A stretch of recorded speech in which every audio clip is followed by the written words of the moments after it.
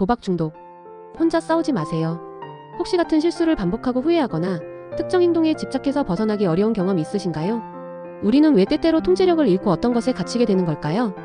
특히 우리 사회에 만연한 도박 중독이 왜 위험하며 어떻게 극복해야 할까요? 강박과 중독. 비슷해 보이지만 중요한 차이가 있습니다. 둘 다 스트레스와 상처를 해소하려는 마음에서 시작되죠.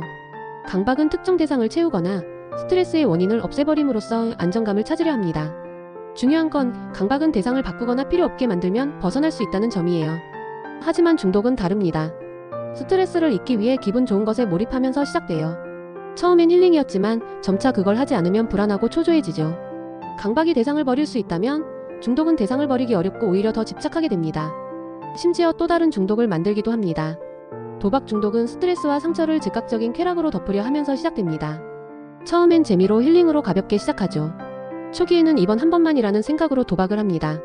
중기는 한 번만이 사라지고 그냥 도박을 합니다. 말기는 자기 자신을 정당화하며 남 탓을 하고 정상적인 생활이 어려워집니다. 특히 예상치 못한 큰돈을 따는 급성 중독은 한 번의 강력한 쾌락으로 순식간에 중독에 빠뜨리기도 해요.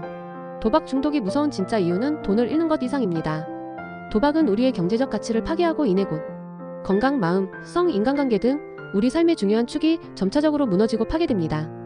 또한 도박 중독은 개인의 삶을 파괴하고 더 나아가 가족과 주변 사람들의 인생까지 파멸로 이끌기 때문에 범죄와 다름없습니다. 게다가 과거에는 성인 남성에게 주로 나타나던 도박 중독이 이제는 온라인 도박 확산으로 청소년과 청년들에게까지 급증하고 있어요.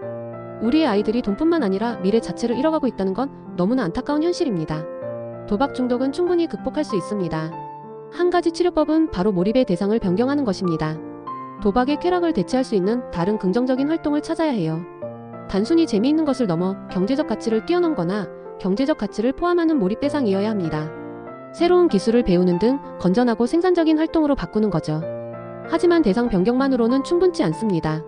반드시 통제장치 또는 안전장치가 함께 필요해요. 부모님, 배우자, 친구 혹은 전문가나 단도박 모임처럼 나를 지지하고 통제해줄 수 있는 외부의 도움이 있어야 합니다. 다시 중독의 늪으로 빠지지 않도록 든든하게 지켜주는 역할을 합니다. 그러나 안전장치가 없다면 재발을 하고 악화되어 치료를 포기하게 됩니다. 두 번째는 자신을 파괴하는 습관에서 벗어나 건강한 습관으로 바꾸고 반복되는 패턴을 끊어내는 것입니다. 중요한 건 누구도 내 습관을 대신 바꿔줄 수 없다는 것. 오직 나 자신만이 해낼 수 있어요. 도박 중독은 삶 전체를 파괴할 수 있는 심각한 문제지만 충분히 극복할 수 있습니다. 무엇보다 중요한 건 혼자 고민하지 않고 전문가의 도움을 받는 것입니다. 당신의 삶은 소중하며 언제든 다시 건강하고 행복한 일상을 되찾을 수 있습니다. 나를 위한 삶은 회복할 수 있고 그리고 누구나 할 수 있습니다.